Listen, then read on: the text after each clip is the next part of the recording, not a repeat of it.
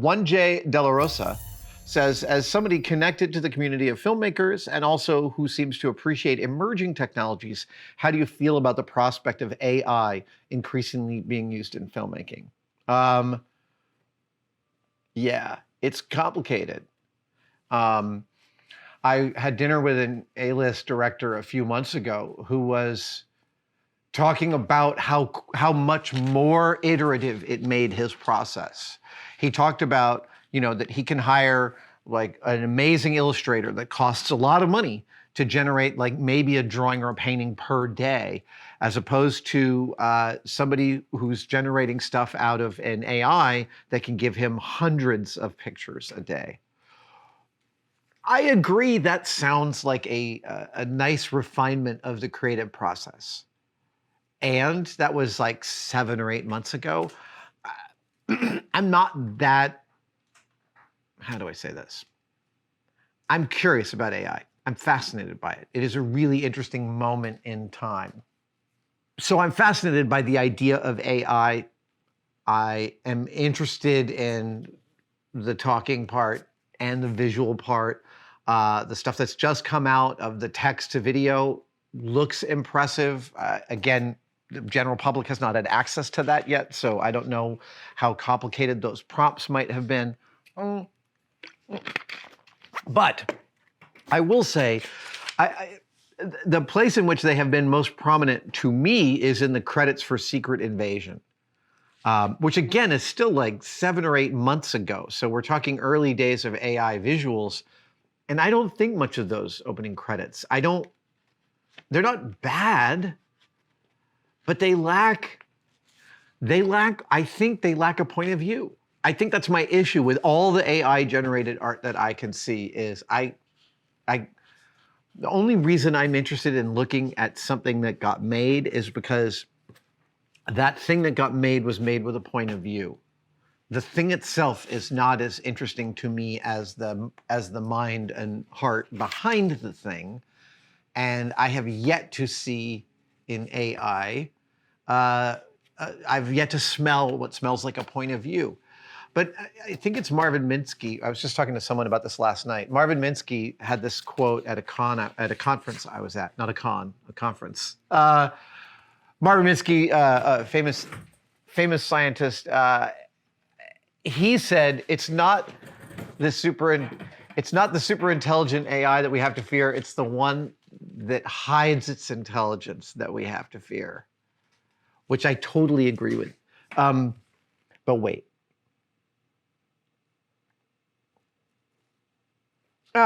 So that is a purely aesthetic discussion of AI and its intersection with art and filmmaking. When it comes to the commerce, that part really pisses me off. The idea that there are like middle managers across industries right now trying to figure out how many people they can let go of and replace with AI. I did an interview in BC with a couple of radio DJs, and apparently the station they work for has a late night DJ host that is an AI. What could possibly go wrong? That stuff really ticks me off, and I don't have much truck with that. It seems lazy. That's the part that smells most like a bubble, like a crypto tulip bubble, Big Short kind of bubble. So yeah,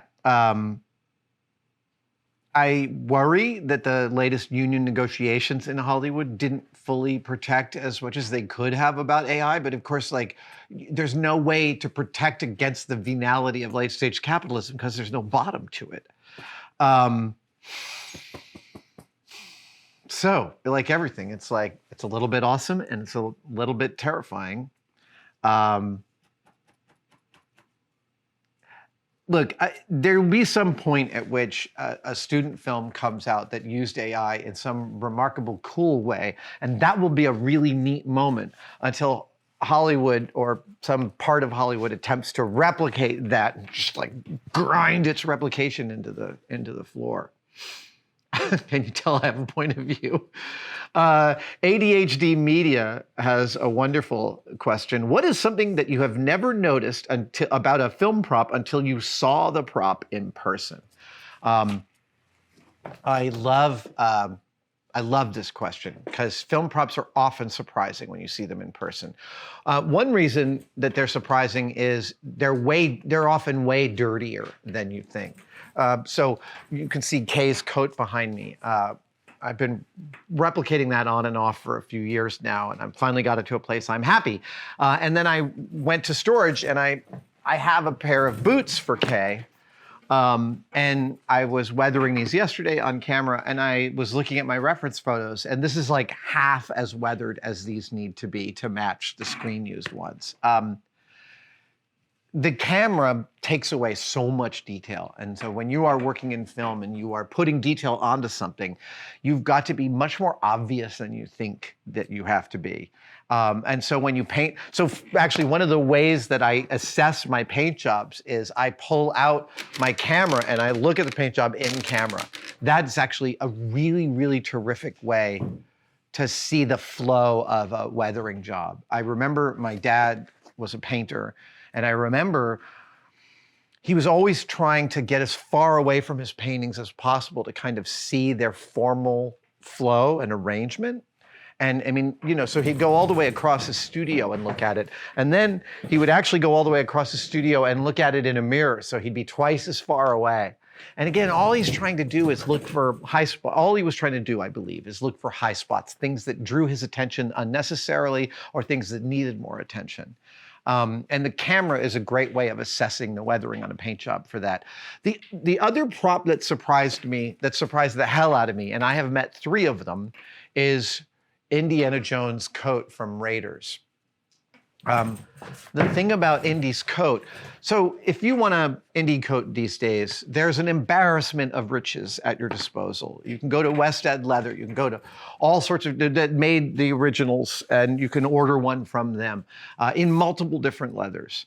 And they make it in some really durable goatskin, calfskin, lambskin, I guess. And the thing about most produced coats from Raiders is that they're way heavier than the actual coat from Raiders, which looks like a hardy piece of leather. It is so lightweight. I was just at Prop Store down in LA. They had a Last Crusade jacket, and it's just so lightweight.